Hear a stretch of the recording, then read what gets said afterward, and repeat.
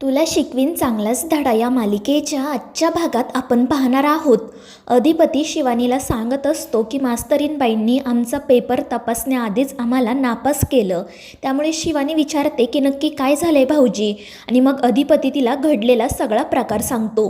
तो म्हणतो की आम्ही सगळीकडे सॉरी असं लिहिलं होतं, मात्र मास्तरीणबाईंनी त्याच्याकडे डुंकूनसुद्धा बघितलं नाही. आम्हाला असं वाटलं की ते आमचं एखादं सॉरी तरी बघतील, पण नाही, त्या सरळ शाळेत निघून गेल्या.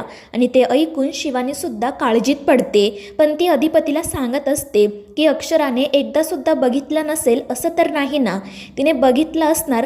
तर अधिपती म्हणतो, पण जर त्यांनी खरंच बघितलं असतं तर त्यांच्या चेहऱ्यावरचे हावभाव बदलले असते ना. आम्ही वाट बघत होतो की कधी त्यांच्या चेहऱ्यावर मोरपिसारा फुलेल, पण नाही, त्या सरळ शामरुगासारख्या शाळेत निघून गेल्या. त्यांच्या चेहऱ्यावरची साधी एक रेषसुद्धा हलली नाही.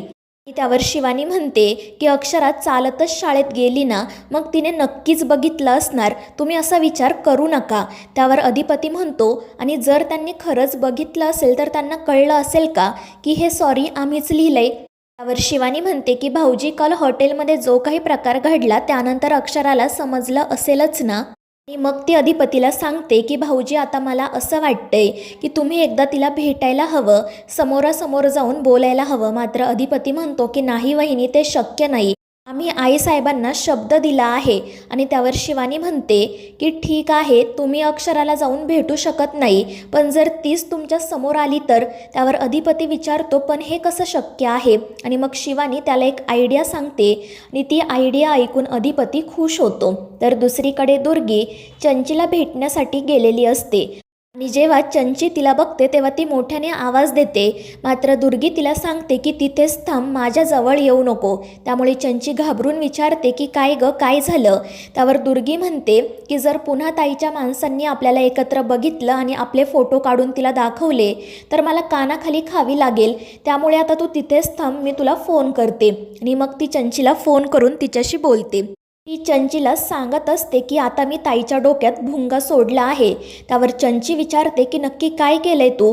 आणि त्यावर दुर्गी सांगते की मी काय करणार, तू जे काही केलं आहे तेच मी ताईला सांगितले. मी तिला म्हणाले की जर चंची परत घरात आली तर आपल्याला खूप मदत होईल. आणि त्यामुळे चंची खुश होत विचारते, मग तिने मला घरात यायची परवानगी दिली का. माझी बॅग रेडीच आहे, मी कधी घरात येऊ. आणि त्यावर दुर्गी तिला सांगते की एवढा उतावळेपणा करू नको, जरा शांत राहा. ताईने मला तुला घरात आणायला नकार दिला आहे. आणि ते ऐकून चंची नाराज होते. तर दुर्गी तिला सांगते की चंचे, तू काळजी करू नको, तुला लवकरात लवकर घरात कसं घेऊन यायचं ते मला व्यवस्थित माहीत आहे. आणि त्यावर चंची म्हणते की आपल्याला काहीतरी प्लॅन करावा लागणार. तर दुर्गी म्हणते की अगं, आपण ताईसमोर काय प्लॅन करणार, ती सगळं कोळून प्यायली आहे, माहिती आहे ना तुला. पण मला खात्री आहे की मी तिला जे काही सांगितलं आहे त्याचा ती नक्कीच विचार करणार. आणि ते ऐकून चंची खुश होते. आणि मग त्यानंतर ती दुर्गीला सांगते की माझे खाण्यापिण्याचे खूप हाल चालले आहेत. त्यावर दुर्गी म्हणते की काळजी करू नको, मी नेहमीच्या भाजीवाल्याकडे पैसे दिले आहेत, त्याच्याकडून तू पैसे घे. आणि ते ऐकून चंची खुश होते आणि मग तेथून निघून जाते. तर दुसरीकडे अक्षराच्या माहेरी निखिलचे आई वडील येतात. त्यांना बघून अक्षराचे आईबाबा खूप खुश होतात. इरासुद्धा त्यावेळी घरीच असते. ती त्यांच्यासाठी पाणी घेऊन येते. मात्र निखिलची आई म्हणत असते की असं म्हणतात की लग्नाआधी सुनेच्या घरचं पाणीसुद्धा पिऊ नये. मात्र तिचा नवरा म्हणतो की आता पाणी प्यायचं की नाही याचा विचार करावाच लागेल. आणि त्यामुळे अक्षराचे बाबा म्हणतात की नक्की काय झालंय, तुम्ही असं का बोलताय. आणि त्यावर निखिलचे आई वडील म्हणतात की तुमची मोठी मुलगी अक्षरा माहेरी आली आहे, हे कळले आम्हाला. निखिलने सगळं काही सांगितलंय. त्यामुळे आता आम्हाला पुन्हा निखिल आणि इराच्या लग्नाच्या बाबतीत विचार करावा लागेल. आणि ते ऐकून अक्षराच्या आईबाबांना धक्का बसतो. तर इरा नाटक करत म्हणत असते की ताई जरी माहेरी आली असली ना तरी त्याच्याशी माझ्या आणि निखिलच्या रिलेशनचा काही संबंध नाही आहे. पण निखिलचे बाबा म्हणतात की इरा, हे तुम्ही नाही तर आम्ही ठरवणार. तर निखिलची आई म्हणत असते की या दोघी बहिणी एकाच घरात वाढल्यात, त्यांच्यावर सारखेच संस्कार झालेत. जर मोठी बहीण अशी माहेरी निघून आली तर लहान बहीणसुद्धा तेच करणार ना. आणि त्यावर अक्षराचे बाबा त्यांना समजवण्याचा प्रयत्न करतात, पण ते दोघेजण काही ऐकायला तयारच नसतात. ते म्हणतात की बरं आहे, हे दोघेजण अजून रिलेशनमध्येच आहेत. जर यांचं लग्न झालं असतं तर आम्हाला लोकांनी किती नावं ठेवली असती. त्यावर अक्षराची आई त्यांना समजवण्याचा खूप प्रयत्न करते, पण ते लोक काही ऐकून घ्यायला तयारच नसतात. ते सांगतात की तुम्ही अक्षराला लवकरात लवकर तिच्या सासरी जायला सांगा. जर ती माहेरी राहिली तर लोक नावं ठेवतील आणि मग आम्हालासुद्धा इरा आणि निखिलच्या लग्नाचा विचार पुन्हा एकदा करावा लागेल. आणि ते ऐकून अक्षराचे आईबाबा काळजीत पडतात. त्या दोघांना काय बोलावं ते सुचत नाही. ते त्यांच्या परीने निखिलच्या आईवडिलांची समजूत घालण्याचा, त्यांना समजवण्याचा प्रयत्न करत असतात. पण ते लोक म्हणतात की मुलगी लग्न झाल्यानंतर फक्त 4 दिवसच माहेरी यायला हवी, लग्नानंतर तिचा माहेरी काही हक्क राहत नाही. त्यावर अक्षराचे बाबा म्हणतात पण आता काळ बदललाय, मुलीचा लग्नानंतरसुद्धा माहेरच्या घरावर तेवढाच हक्क असतो, निदान आम्ही तरी असं मानतो. आणि ते ऐकून निखिलचे बाबा म्हणतात की जर तुमचीच मुलींना फूस असेल तर आता आम्ही काय बोलायचं. त्यावर अक्षराची आई त्यांना समजावते की अक्षरा थोड्याच दिवसांमध्ये जाईल पुन्हा तिच्या सासरी, ती काही इथे कायमची राहणार नाही. आणि त्यावर निखिलचे आई वडील म्हणतात की ठीक आहे, तिला तुम्ही 15 दिवसांमध्ये पुन्हा सासरी जायला सांगा, तरच आम्ही इरा आणि निखिलच्या लग्नाचा विचार करू, नाहीतर आम्हाला दुसरा काहीतरी मार्ग निवडावा लागेल. मात्र निखिलची आई म्हणते की तुम्ही त्यांना 15 दिवसांची काय मुदत देताय, एका आठवड्याचीच मुदत द्या. जर तुमची मोठी मुलगी एका आठवड्यात तिच्या सासरी निघून गेली नाही तर हे लग्न मोडलं असं समजा. आणि मग ते रागातच तेथून निघून जातात. तर घडलेल्या प्रकाराचा अक्षराच्या आईबाबांना मोठा धक्का बसतो. दुसरीकडे चारुहास सर त्यांच्या रूममध्ये बसलेले असतात. आजी त्यांच्यासाठी नाश्ता घेऊन येते, पण त्यांचं लक्ष नसतं. आजी विचारते की काय झालं जावई बापू, कशाचा विचार करताय.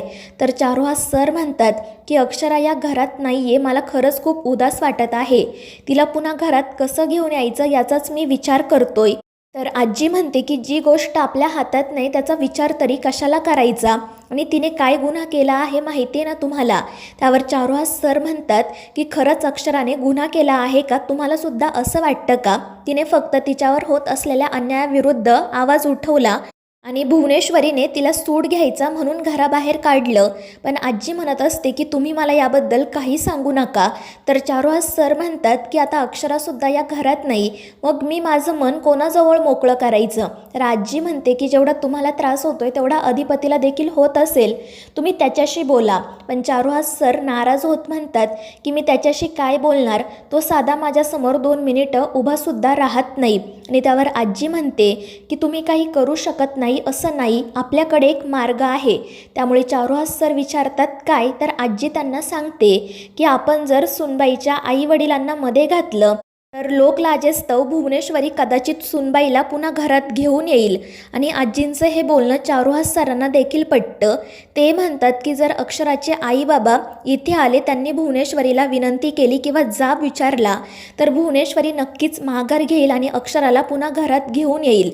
मात्र त्यासाठी अक्षराच्या आई वडिलांना कसं भेटायचं हे त्यांना कळत नाही.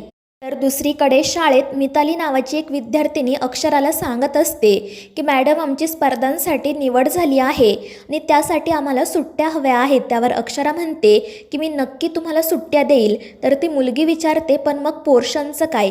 तर अक्षरा म्हणते काळजी करू नका, आपण तुमच्यासाठी एक्स्ट्रा क्लासेस घेऊ. आणि ते ऐकून ती मुलगी खुश होते. तर अक्षरा तिला सांगते पण तुम्हाला ज्या ज्या तारखांना सुट्ट्या हव्या आहेत त्या त्या तारखांचा अर्ज मला करून द्या. त्यावर ती मुलगी हो म्हणते आणि तेथून जाण्यासाठी निघते. पण त्याआधी ती पुन्हा एकदा अक्षराला विचारते की मॅडम काही झालं आहे का. त्यावर अक्षरा म्हणते नाही ग, पण असं का विचारतेस तू. त्यावर ती मुलगी म्हणते की तुम्ही हसून बोलताय मॅडम, पण तुमच्यामध्ये पहिल्यासारखा चार्म दिसत नाही, असं वाटते की नक्कीच काहीतरी झालंय. पण अक्षरा म्हणते की नाही असं काही नाही. आणि मग ती मुलगी तेथून निघून जाते. तर अक्षरा मनाशी म्हणत असते की हिने असं का विचारलं असेल, धनाजी काकांनी हिला काही सांगितलं तर नाही ना. तर मित्रांनो, या मालिकेच्या पुढील भागांच्या अपडेटसाठी आपल्या चॅनेलला सबस्क्राईब करा.